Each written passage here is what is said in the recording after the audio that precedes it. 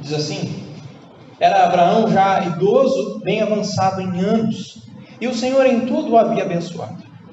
Disse Abraão ao mais antigo servo da casa, que governava tudo o que ele possuía: põe a mão por debaixo da minha coxa, para que eu te faça jurar pelo Senhor, Deus dos céus e da terra, que não tomarás esposa para meu filho das filhas dos cananeus, entre os quais habito, mas irás à minha parentela, e dali tomarás esposa para Isaque, meu filho.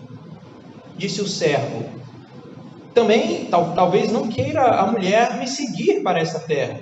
Nesse caso, levarei teu filho à terra de onde saíste? Respondeu-lhe Abraão: cautela, não faças voltar para lá o meu filho. O Senhor Deus do céu, que me tirou da casa de meu pai e da minha terra natal, e que me falou e jurou, dizendo: a tua descendência darei essa terra, ele vai enviar o seu anjo, que te há de preceder, e tomarás de lá a esposa para meu filho. Caso a mulher não queira seguir-te, ficarás desobrigado do teu juramento. Entretanto, não levarás para lá o meu filho. Com isso, pôs o servo a mão por baixo da coxa de Abraão, seu senhor, e jurou, fazendo o segundo resolvido. Até aqui por enquanto. No capítulo 12 de Gênesis, nós vimos que Deus chamou Abraão e prometeu: eu vou abençoar você, eu vou engrandecer o seu nome. E Deus foi fiel, e tem sido fiel com Abraão, tem cumprido essas promessas na vida do patriarca. No capítulo anterior, nós vimos que Abraão conseguiu comprar um lote, um pedaço de terra em Canaã, graças a Deus ter dado reconhecimento a ele naquela terra. Abraão só conseguiu comprar um lote porque ele foi reconhecido como um príncipe de Deus no meio daquele povo. Então Deus está cumprindo a promessa de dar um nome grande a Abraão, de engrandecer o seu nome. E aqui o capítulo 24 começa dizendo que em tudo Deus havia abençoado Abraão. Deus de fato está cumprindo a promessa: Abraão, eu vou te abençoar. Entretanto, essas não foram as únicas promessas que Deus fez ao patriarca naquela ocasião em que chamou ele para sair da sua parentela. Deus também disse que daria a ele uma numerosa descendência, tão numerosa quanto as estrelas do céu. E Deus disse que faria de Abraão uma grande nação. Só que Abraão só tem um filho. Isaque é o seu único filho. E se você se lembra, no capítulo anterior, Sara, sua esposa, morre. Já não há mais mãe em Israel. A tenda de Sara está vazia. E Isaque, o único filho de Abraão, já com seus 40 anos de idade, é solteiro. Ele não tem uma esposa com quem possa ter filhos e assim multiplicar a descendência de Abraão. Então aqui parece que a promessa de Deus está num beco sem saída. Porque não há mãe, não há mulher em Israel para que a descendência de Abraão seja multiplicada. Naquela cultura de casamentos arranjados, os pais eram os responsáveis por providenciar esposas para o seu filho, ou esposa para os seus filhos. Mas aqui Abraão já está velho. E o narrador quer destacar isso, dizendo que Abraão está velho e bem avançado em anos. Provavelmente aqui já no seu leito de morte. Ele precisa da ajuda do seu servo, de maior confiança, servo mais antigo da sua casa, para colocar tudo em ordem antes de morrer. E a coisa mais importante que Abraão tem que fazer é arrumar uma esposa para o seu filho, que está solteiro. Então ele faz o servo jurar que vai arrumar uma filha, uma esposa para o seu filho Isaque, e que essa mulher não vai ser uma mulher que habita naquela terra de Canaã. Não pode ser uma cananeia a se casar com Isaque. Isso não parece muito esperto por parte de Abraão. Ele poderia arrumar uma princesa de Canaã, alguém que fosse herdar terras, e assim Abraão ia combinar a sua riqueza com a propriedade de terras, que era algo que ele não conseguia fazer facilmente. Abraão podia até ajudar Deus a adiantar o cumprimento da promessa de dar toda Canaã a ele. Seria mais rápido, seria mais fácil, seria mais lucrativo para Abraão fazer isso, mas ele decide não seguir por esse caminho. Abraão se recusa que seu filho se case com uma cananeia. Ele insiste que o seu servo tome uma mulher da sua parentela, lá da terra de onde Abraão saiu, Ur dos Caldeus, Mesopotâmia. Abraão quer que uma das suas parentes seja esposa para Isaque. E a grande pergunta que eu me fiz estudando esse texto é: por quê? Por que Abraão faz tanta questão que o seu filho se case com uma mulher da sua parentela? Se os seus parentes são idólatras, Se Abraão saiu de uma família idólatra, que adora o Deus da lua, que não tem nada a ver com o Deus que o chamou, por que Abraão insiste com isso? Porque apesar dos seus parentes serem idólatras, eles são descendentes de Sem, o filho mais velho de Noé. Enquanto que os descendentes de Sem, essa foi a linhagem que Deus escolheu para dela trazer o Redentor ao mundo. Por isso que o povo judeu é chamado de semita. Eles descendem do filho Sem, filho de Noé. Essa foi a linhagem que Deus escolheu para trazer ao mundo o Redentor. É a linhagem da promessa. Enquanto que os cananeus, o povo que habita em Canaã, é descendente de Cã, o outro filho de Noé. Essa é a linhagem amaldiçoada. Essa é a semente da serpente. Esses são os inimigos de Deus, são aqueles que se opõem a Deus e que fazem a vontade do diabo. Esse é um lembrete para os primeiros leitores do livro de Gênesis, os israelitas que estavam prontos para entrar na terra prometida, de que Deus proibiu o seu povo de se casar com os cananeus. Em Deuteronômio capítulo 7, Moisés escreve: quando o Senhor, seu Deus, levar vocês à terra que ele prometeu que vocês vão possuir, não se casem com as pessoas daquela terra. Não deem as suas filhas aos filhos daquele povo. E não tomem as filhas deles para serem esposas de seus filhos, porque vai acontecer que eles vão levar os filhos de vocês a se desviarem de mim e adorarem outros deuses. E aí a minha ira vai se acender contra vocês e eu vou destruir vocês. Deus diz assim por meio de Moisés em Deuteronômio 7. Por isso, Isaac não deve se casar com uma cananeia. Isso é tão importante para Abraão. Isso é tão importante para ele faz o seu servo jurar que Isaac não irá se casar com uma mulher daquela terra. Ele não pode deixar isso acontecer. Isaac tem que se casar com uma descendente de Sem. Por outro lado, o servo não pode levar Isaac até Mesopotâmia para se casar lá. Isso porque Deus mandou Abraão sair daquele lugar. Deus mandou: sai da tua terra, sai da tua parentela, vai para uma terra que eu vou te mostrar e eu vou te dar essa terra. Eu vou dar essa terra ao seu descendente. Sair de Canaã seria contrariar esse chamado de Deus. Enquanto que permanecer naquela terra a todo custo é confiar que Deus vai cumprir a sua promessa de dar Canaã à sua descendência. Por isso, Isaac não deve ir até a Mesopotâmia para se casar. A moça que deve ser trazida de lá para que se casem e vivam em Canaã. E é claro que o servo identifica de imediato um problema com esse pedido de Abraão, com essa ordem do seu senhor. Mas, espera aí, Abraão, e se a mulher não quiser vir comigo? O que eu faço? Essa é uma boa pergunta. Que jovem vai abandonar o seu pai, a sua mãe, sua família e seus amigos para partir com um desconhecido para uma terra distante e casar com um homem que ela nunca viu na vida? Que louca vai fazer um negócio desse? Mesmo naquela cultura de casamento arranjado, isso era algo que demandava muita coragem. Mas mais do que isso, demandava fé. E é isso que Abraão está procurando. Uma mulher de fé. Alguém que, como ele, é capaz de abandonar a sua terra, os seus parentes, e ir até a terra que o Senhor está mandando ela ir, para fazer parte do povo que Deus quer formar na terra. Abraão está procurando uma mulher de fé. E é isso que ele quer. Mas aí ele tranquiliza o servo, dizendo: olha, se ela não quiser vir, tudo bem. Mas eu digo para você, Deus vai enviar o seu anjo. E o anjo vai te preceder, ou seja, o anjo vai à sua frente. E ele vai cuidar da sua jornada. Ele vai levar a bom termo a sua missão de conseguir uma esposa para o meu filho. Vejam que avanço. Vejam que progresso da parte de Abraão. O mesmo homem que no passado engravidou Agar para dar um jeitinho e adiantar as promessas de Deus, é o mesmo homem que agora se submete ao tempo de Deus e sabe que Deus vai cumprir a sua promessa e que Deus vai à frente, que Ele está cuidando de tudo.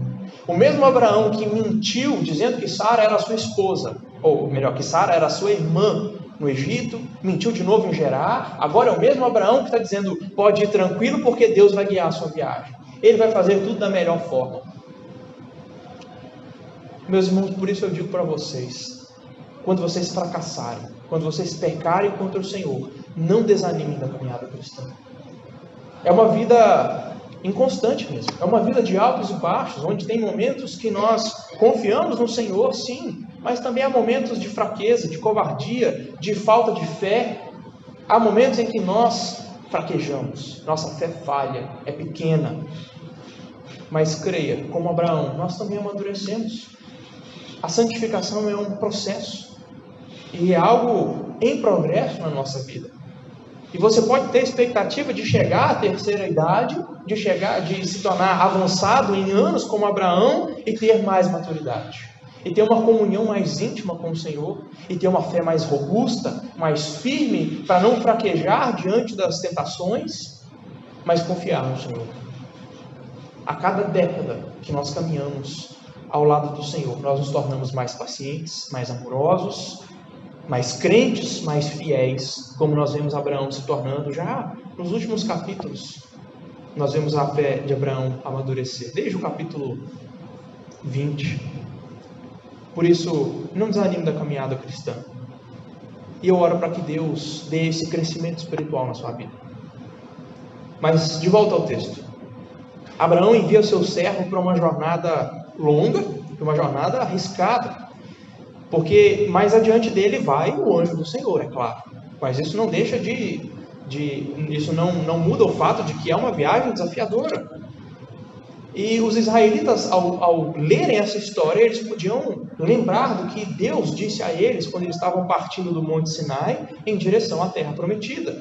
O livro de Êxodo, no capítulo 23, registra Deus dizendo ao seu povo: eis que eu envio um anjo diante de vocês, para que ele guarde vocês pelo caminho e leve vocês até o lugar que eu tenho preparado.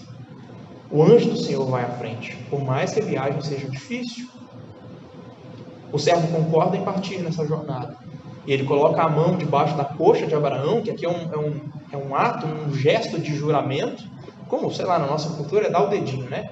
Dar o dedinho aqui jurando. Naquele tempo, na antiguidade, o último desejo de um homem, digamos assim, o último pedido de alguém para um filho, para um servo, demandava um juramento e se colocava a mão debaixo da coxa como uma demonstração de uma disposição de cumprir aquilo. Então o servo coloca a mão debaixo da coxa e ele jura pelo Deus dos céus e da terra: eu vou conseguir uma esposa para o seu filho. Mas será que ele vai conseguir uma jovem adequada para Isaac? Alguém que seja parente de Abraão, descendente de Sem? Será que a família da moça vai deixar que ela abandone a sua casa para ir se casar com um desconhecido em uma terra distante? Será que a própria moça vai estar disposta a uma coisa dessa? E é isso que a gente vai ver nos próximos versículos. Veja aí na sua Bíblia o versículo 10, eu vou ler até o verso 28. Tomou o servo 10 camelos do seu senhor, e levando consigo de todos os bens dele, levantou-se e partiu o rumo da Mesopotâmia para a cidade de Naor. Fora da cidade, fez ajoelhar os camelos junto a um poço de água, à tarde, hora em que as moças saem para tirar água, e disse consigo: ó Senhor, Deus de meu senhor Abraão, rogo-te que me acudas hoje e uses de bondade para com meu senhor Abraão. Eis que estou de pé ao lado da fonte de água, e as filhas dos homens dessa cidade saem para tirar água. Dai-me, pois, que a moça a quem eu disser, inclina o cântaro para que eu beba, e ela me responder, bebe e darei ainda de beber aos seus camelos, que seja essa a moça que designaste para o teu servo Isaque. E nisso verei que usaste de bondade para com o meu senhor Abraão. Considerava ainda o servo quando saiu Rebeca, filha de Betuel, filho de Milca, mulher de Naor, irmão de Abraão, trazendo um cântaro ao ombro. A moça era muito formosa de aparência, virgem, a quem nenhum homem havia possuído. Ela desceu à fonte, encheu o seu cântaro e subiu. Então o servo saiu-lhe ao encontro e disse: dá-me de beber um pouco da água do teu cântaro. Ela respondeu: bebe, meu senhor. E prontamente, baixando o cântaro para a mão, lhe deu de beber. Acabando ela de dar a beber, disse: tirarei água também para os teus camelos, até que todos bebam. E apressando-se em despejar o cântaro no bebedouro, correu outra vez ao poço para tirar mais água. Tirou-a e deu a todos os camelos. O homem a observava em silêncio, atentamente, para saber se teria o Senhor levado a bom termo a jornada ou não.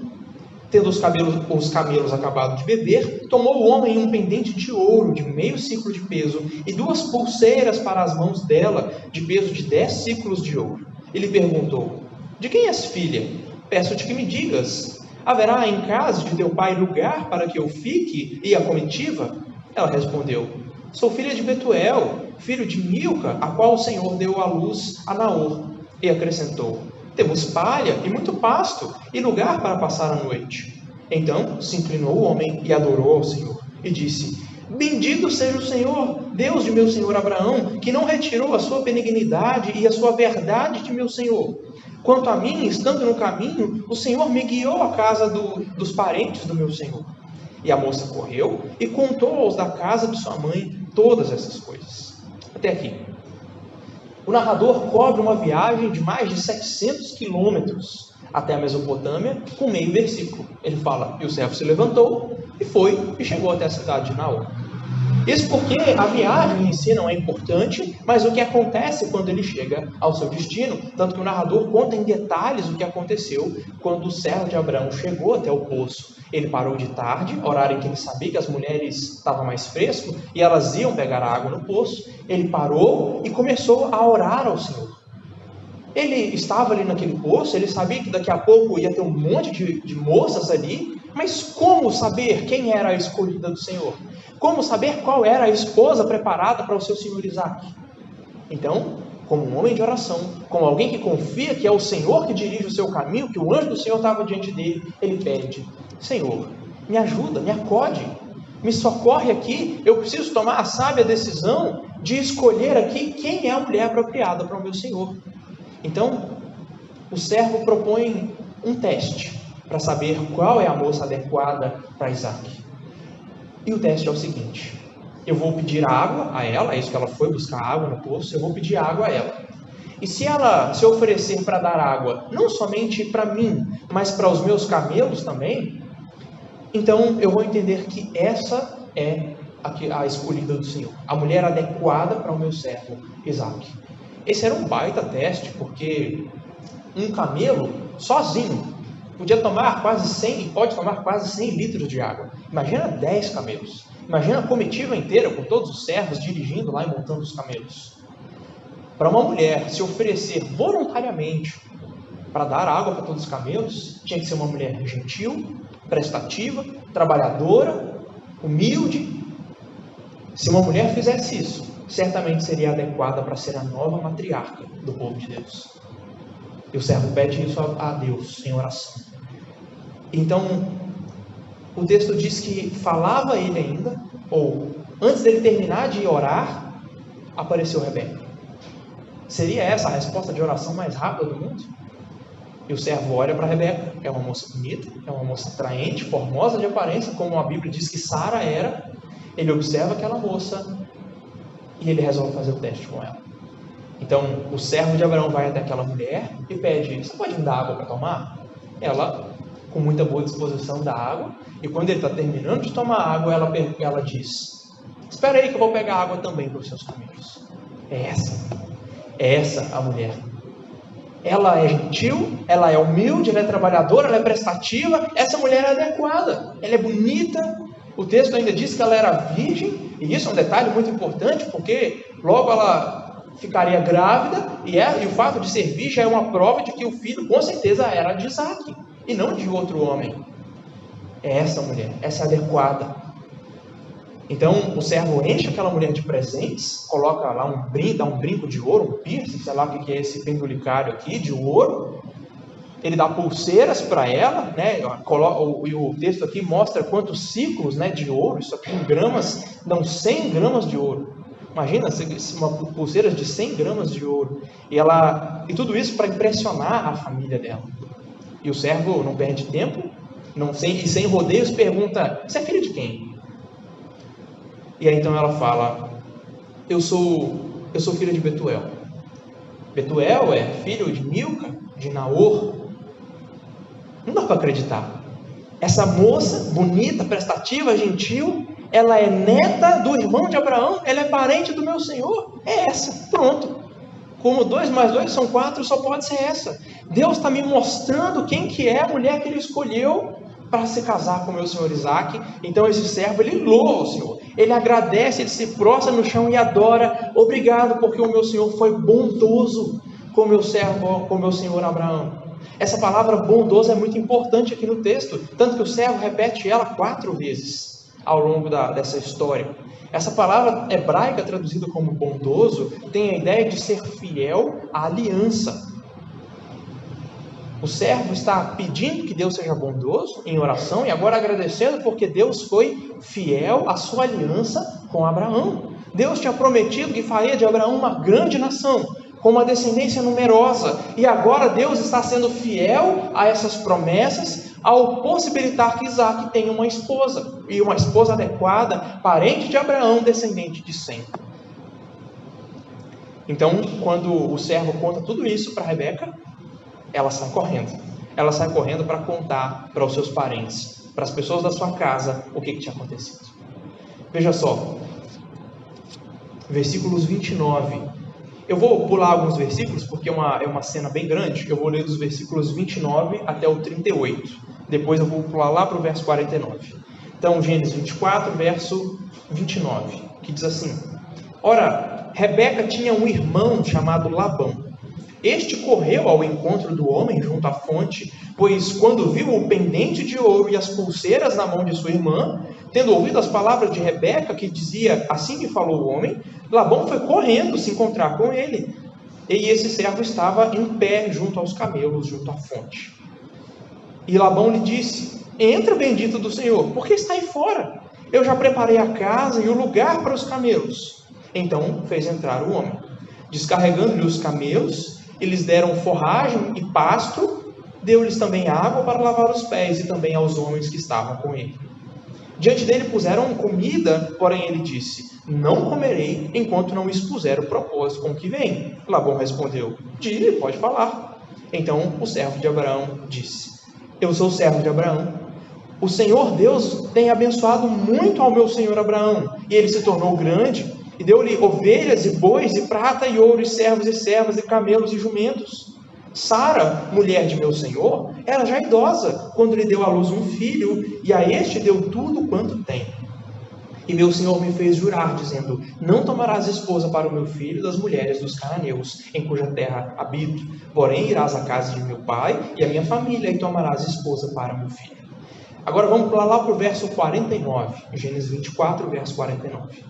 Agora, pois, se haveis de usar de benevolência e de verdade para com o meu senhor, fazei-mo saber. Se não, declarem a mim para que eu vá, ou para a direita, ou para a esquerda.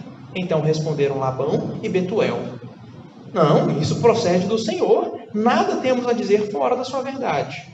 Eis Rebeca na tua presença. Toma e vai-te, seja ela a mulher do filho do teu senhor, segundo a palavra do Senhor Deus. Tendo ouvido o servo de Abraão tais palavras, prostrou-se em terra diante do Senhor, e tirou joias de ouro e de prata e vestidos, e deu-os a Rebeca. Também deu ricos presentes a seu irmão e a sua mãe. Depois comeram e beberam, ele e os homens que estavam com ele, e passaram a noite. De madrugada, quando se levantaram, disse o servo: Permiti que eu volte ao meu senhor. Mas o irmão e a mãe da moça disseram: Fique ela conosco ainda alguns dias, pelo menos 10, e depois irá. Ele, porém, lhes disse: Não me detenhais, pois o Senhor me tem levado a bom termo na jornada. Permiti que eu volte ao meu senhor. Disseram: Chamemos a moça e ouçamo-la pessoalmente.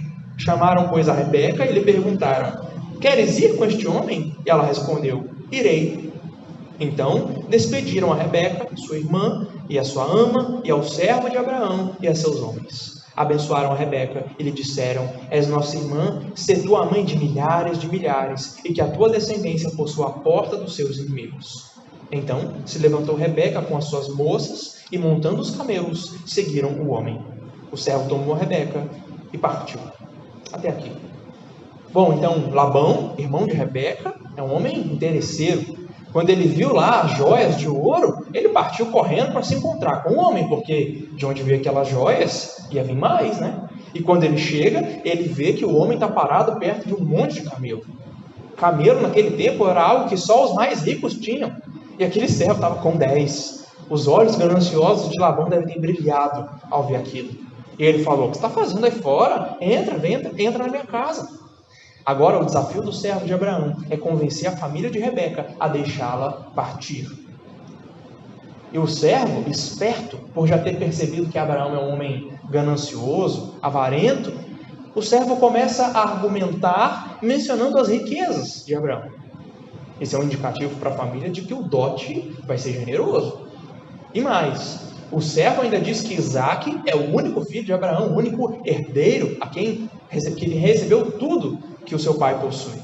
Além disso, Abraão não quer que o seu filho se case com uma mulher de Canaã, só com uma parente.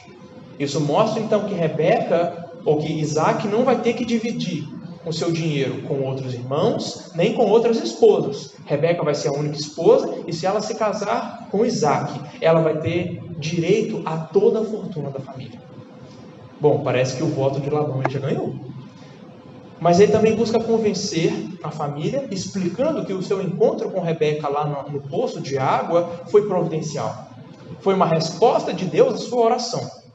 E ele começa dizendo, olha, desde que eu saí de Canaã, o meu Senhor confia que o anjo do Senhor vai à minha frente, que ele vai levar a bom termo. E Deus realmente me guiou. E eu cheguei lá no poço e Deus me guiou até Rebeca. E ela passou no teste, aquele de dar água para os camelos. E no texto que a gente pulou, ele explica toda essa situação para a família de Rebeca. Ele diz, olha, Deus me dirigiu até aqui, Ele fez todas essas coisas, então certamente Ele vai guiar tudo da melhor maneira possível.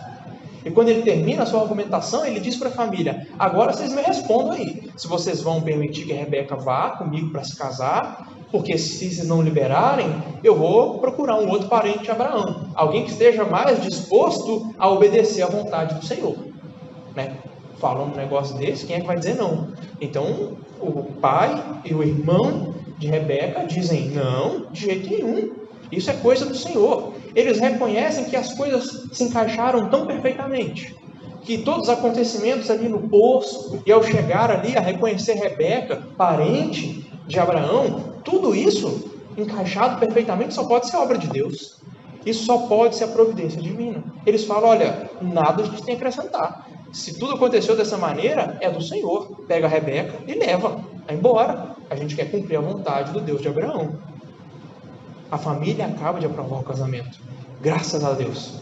E o servo, ele se dobra. E ali na frente da família mesmo, ele se ajoelha e adora a Deus. Veja que é um servo que não deixa em nenhum momento de dar todo o crédito a Deus. E de agradecer a Deus por cada etapa que ele consegue concluir e ter sucesso. Então, como provavelmente Labão estava esperando ansiosamente, ele paga o dote. E ele dá ricos tesouros, ricos presentes. Naquele tempo era comum, quando se levava uma filha, tirava uma filha de uma família, é comum pagar o dote pelo serviço que ela deixaria de prestar à família, pela riqueza que ela deixaria de dar. Então, na manhã seguinte, o servo de Abraão levanta, querendo ir embora, levar a Rebeca, e a família começa a dar para trás. Não, deixa ela ficar mais alguns dias, pelo menos uns 10. Isso é muito vago, né? Eles estão querendo no mínimo 10. Pode ser 11, 12, pode ser 10 anos. Se você conhece o restante de Gênesis, você sabe que esse Labão aqui é um picareta. Você sabe que ele foi enrolando Jacó de 7 em 7 anos até o sujeito ficar mais de 20 na casa dele. Então temos aqui um homem que está tentando passar o servo para trás, está querendo ficar com o dote e com a irmã. Então o servo apela, olha, Deus foi que me enviou até aqui. Tudo tem corrido conforme a vontade de Deus. Se você me impedir de ir embora, você vai estar se opondo ao próprio Deus. E aí eles vão e dizem, vou mover Rebeca. Então, vamos ver se ela quer ir. E ela responde, eu irei, eu vou. Finalmente.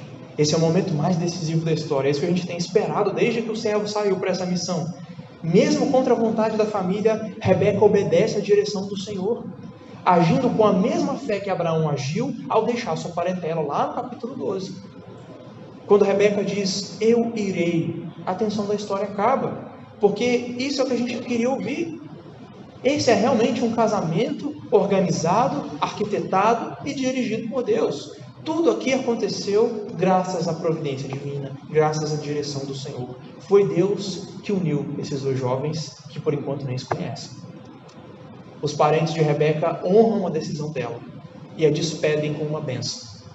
Que você seja mãe de milhares de milhares. Não é isso que Deus tinha prometido? Que de Abraão viria uma descendência tão grande quanto as estrelas do céu, quanto a areia da praia do mar.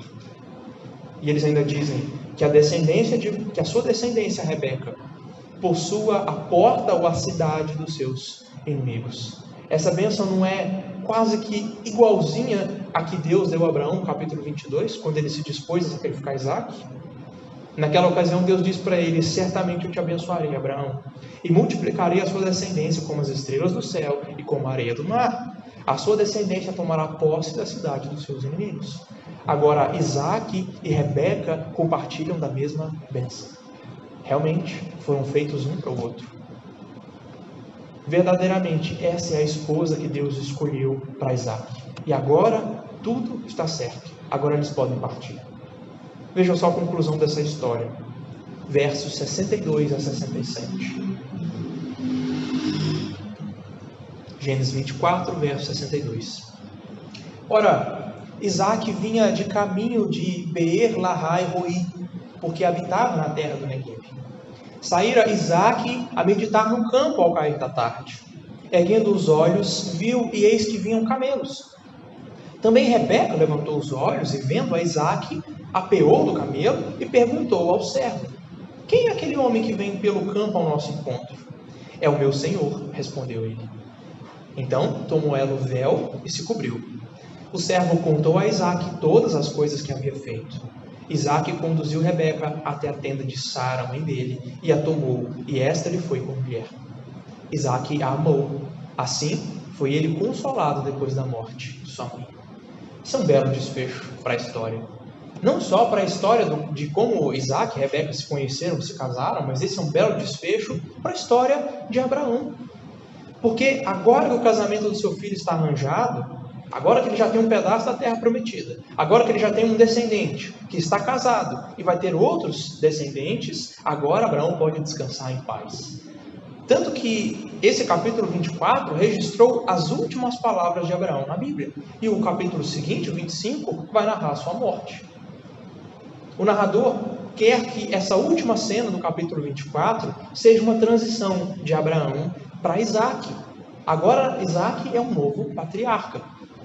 O episódio começou com Abraão comissionando o servo para ir buscar esposa, e agora Abraão nem aparece de novo. Agora o servo já presta contas diretamente a Isaac. Agora é Isaac que é chamado de senhor, de mestre. E o servo conta tudo o que aconteceu para Isaac. A partir de agora, o servo vai se dirigir somente a Isaac. Mas essa última cena não é uma transição apenas de Abraão para Isaac como sucessor, como pai da descendência prometida. É também uma transição de Rebeca, de Sara para Rebeca. Agora Rebeca é apresentada como a sucessora de Sara, agora como a matriarca do povo de Deus, agora como a mãe que vai dar seguimento à linhagem da promessa. Isso porque Rebeca é levada para a tenda de Sara, que estava vazia. Uma tenda que precisava ser preenchida, que desde a morte de Sara no capítulo 23, estava vazia, não tinha mãe em Israel. Agora Rebeca ocupará essa posição e receberá essa missão de dar continuidade à linhagem, à semente da mulher. Portanto, a fé que Rebeca demonstrou ao deixar a sua casa para ouvir a voz do Senhor, agora essa fé é recompensada porque ela é inserida na linhagem que está destinada a herdar aquela terra e abençoar a todas as famílias do mundo. Meus irmãos, sem levar em conta todo o contexto do livro de Gênesis, essa história aqui parece um romance água com açúcar da antiguidade. Casamento arranjado, pagamento de dote, noivos que nem se conheceram e já se casaram, com véu. Mas lembre-se de tudo que está por trás dessa história aqui em Gênesis. Na verdade, por trás de todos os episódios que a gente tem visto.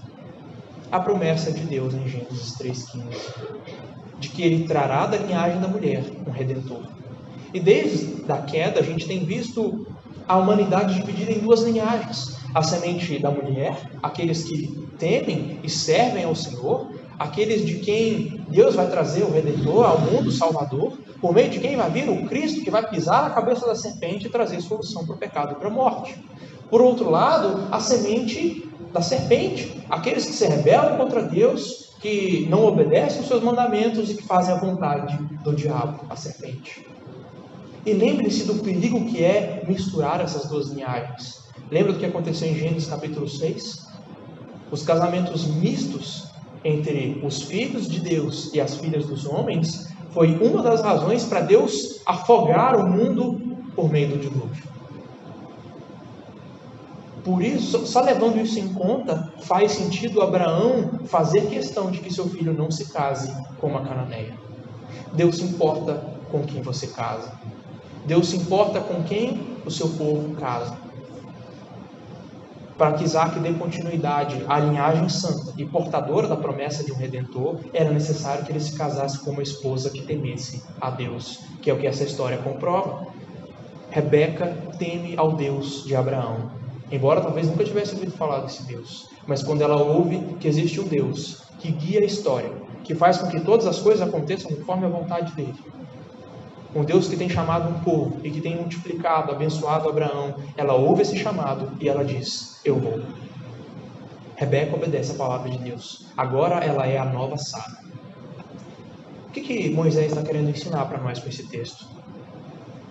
Primeiro a gente precisa observar que o Senhor Deus, apesar de não falar nessa história, ele é mencionado 17 vezes nesse texto. 2 vezes por Abraão, 3 vezes pelo narrador, 10 vezes pelo servo e 3 vezes por Labão, que apesar de ser um ímpio, um pagão, um idólatra, ele confessa a bênção de Deus sobre Abraão e reconhece a providência de Deus. Reconhece que Deus dirigiu todas as coisas e guiou o servo até Rebeca naquele poço. Isso nos lembra de que Deus governa e dirige todas as coisas. Nem sempre Deus fala, mas Ele sempre está agindo.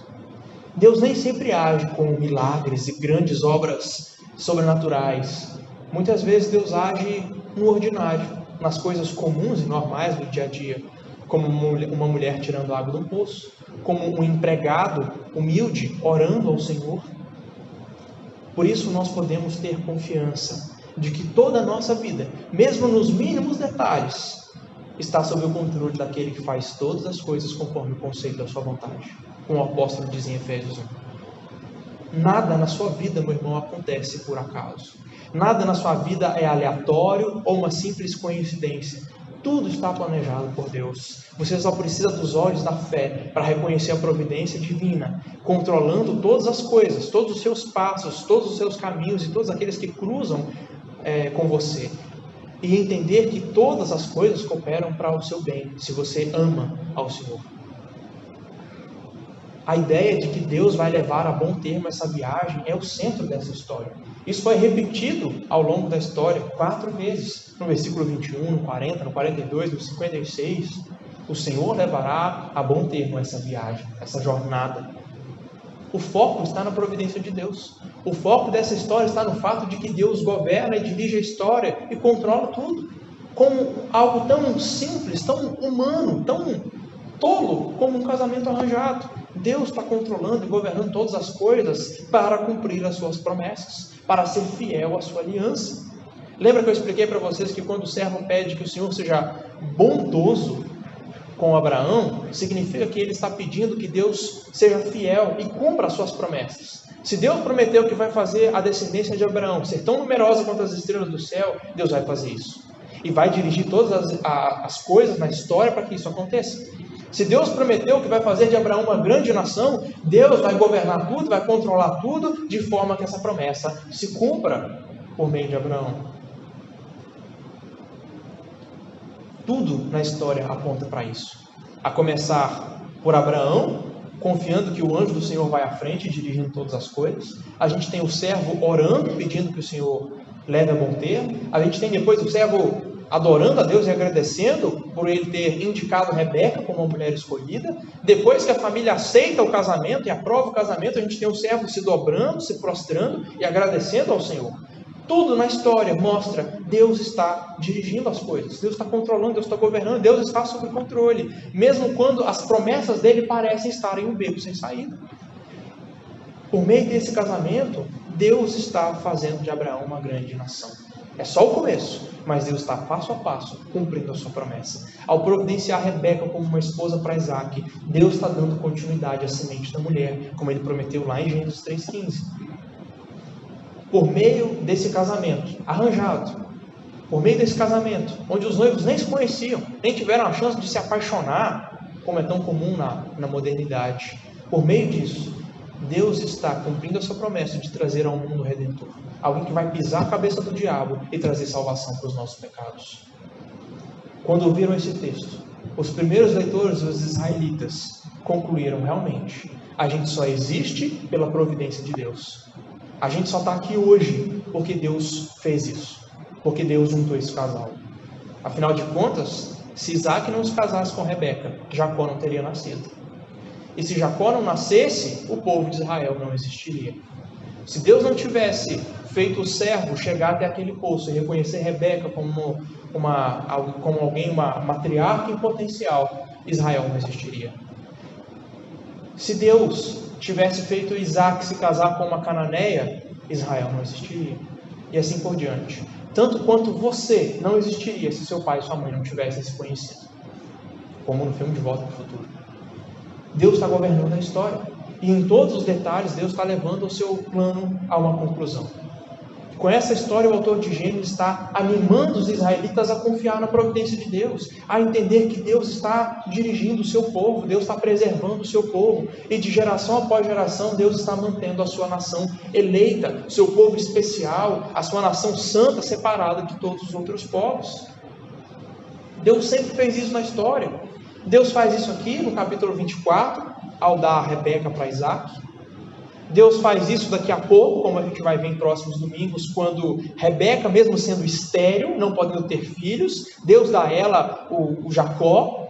Deus faz isso quando manda José para o Egito, para salvar o seu povo da fome. Deus faz isso quando leva a nação de Israel até a terra prometida, até Canaã. Deus faz isso quando, mesmo exilados, Ele traz um remanescente fiel da Babilônia. Deus faz isso na plenitude do tempo, quando faz nascer o Salvador de uma virgem. Deus faz isso quando protege a vida de Jesus do assassino Herodes, que mandou matar os bebês. Deus faz isso quando ressuscita o seu filho dos mortos. Deus está sempre preservando o seu povo, e Deus sempre vai continuar até que Cristo volte. Deus sempre vai preservar o seu povo especial.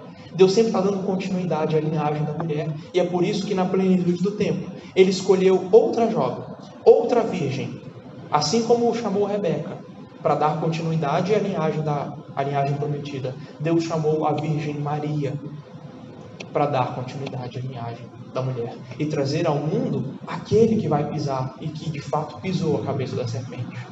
O Evangelho de Lucas, no capítulo 1, diz que Deus enviou o seu anjo, o anjo Gabriel. Foi enviado a uma virgem que estava comprometida a se casar com um homem da casa de Davi, chamado José. E então, essa virgem se chamava Maria, e o anjo disse a ela: você vai ficar grávida e vai dar à luz a um filho, a quem chamarás pelo nome de Jesus. Este será grande e será chamado Filho do Altíssimo. Deus, o Senhor, lhe dará o trono de Davi, seu pai, e ele reinará para sempre na casa de Jacó, e o seu reinado não terá fim. E assim como Rebeca diz: sim, eu irei, a Virgem Maria diz: sim, aqui está a sua serva, que se cumpra em mim a sua vontade. Jesus Cristo, que nasceu dessa jovem, é a semente da serpente. É verdadeiramente o Filho prometido que traz salvação para nós, que pisou o diabo e que traz perdão para os nossos pecados, e que com seu sacrifício oferece salvação não só a Israel, mas para todos os povos de todas as nações, a todo aquele que crê. Ele é a propiciação não só pelos nossos próprios pecados, como nós lemos em 1 João, mas pelos pecados de gente do mundo inteiro, de todas as nações. Portanto, assim como essa história animou Israel no passado, ela pode animar a mim e a vocês hoje. Deus está preservando o seu povo. Nós seremos preservados. O povo de Deus será guardado sempre diante da face da terra, até que o plano de Deus se cumpra totalmente, até que todas as promessas de Deus sejam concluídas. Essa providência nos manterá guardados, como Jesus prometeu em João capítulo 6. A vontade daquele que me enviou é esta: que eu não perca nenhum de todos aqueles que Ele me deu. Pelo contrário, eu vou ressuscitar todos no último dia. A vontade do meu Pai é que todo aquele que vir o Filho e nele crer tenha a vida eterna, e eu ressuscitarei no último dia. Se você olhou para o Senhor Jesus Cristo, pregado por meio dessa passagem, e creu nele, você pode ter certeza, você tem a vida eterna. E você vai ser guardado pelo poder de Deus até o último dia, até que o Senhor Jesus Cristo volte. Por isso, mesmo que talibãs se levantem contra a igreja, as portas do inferno não prevalecerão contra nós. Os poderes da morte, todas as forças que se opõem a Cristo e a sua igreja, não prevalecerão contra nós. Deus está no controle. Por causa da sua fidelidade à aliança, o Senhor manterá a continuidade da semente da mulher de geração em geração. Por isso, não importa quão profunda e terrível seja a perseguição que se levante contra a igreja do Senhor, não importa quantos problemas a gente enfrente, quantos escândalos e pecados sejam cometidos no nosso meio, nós podemos entregar confiadamente a nossa vida nas mãos do Senhor. O mesmo Deus que conduziu o servo de Abraão até Rebeca para achar uma esposa para Isaac a fim de cumprir as suas promessas, é o mesmo Deus que vai nos preservar dia após dia a fim de cumprir as suas promessas. É o mesmo Deus que nos guarda hoje. Ou como nós lemos no Salmo 33, é o Deus que é o nosso amparo, o nosso escudo, é o Deus em quem nós podemos confiar, é o Deus em quem o nosso coração pode se alegrar, para quem nós podemos entregar a nossa vida. Fiquem de pé, vamos orar ao Senhor e de fato entregar nossa vida nas mãos dele. Senhor Deus dos céus e da terra, Criador, Deus fiel, cuja palavra não falha, Deus que se mantém fiel às tuas promessas, Deus zeloso com a tua aliança, que cumpre o que prometeu. Nós reconhecemos o teu poder sobre todas as coisas, a tua capacidade de governar cada detalhe da nossa vida, mesmo os mais simples, mais cotidianos e mais normais. O Senhor está sob o controle de tudo. Cada grão de poeira no ar é dominado pelo Senhor. E sabemos que todas as coisas cooperam para o nosso bem, para que a gente se torne parecido e cada dia mais moldado conforme o nosso Senhor Jesus Cristo. Por isso, nós pedimos em nome dele, coloca no nosso coração uma confiança inabalável na tua providência. Abra os nossos olhos da fé para ver que tudo que acontece no nosso dia é governado pelo Senhor. Mesmo as coisas desagradáveis, mesmo aquelas que parecem ser coincidência ou aleatórias, mesmo aquilo que nos faz sofrer, que nos faz ficar com medo, todas as coisas estão nas tuas mãos. Não há um fio de cabelo na nossa cabeça que não esteja contado pelo Senhor. Não há um pássaro que caia de uma árvore sem que o Senhor não governe, não controle isso. Em tuas mãos estão todos os nossos dias.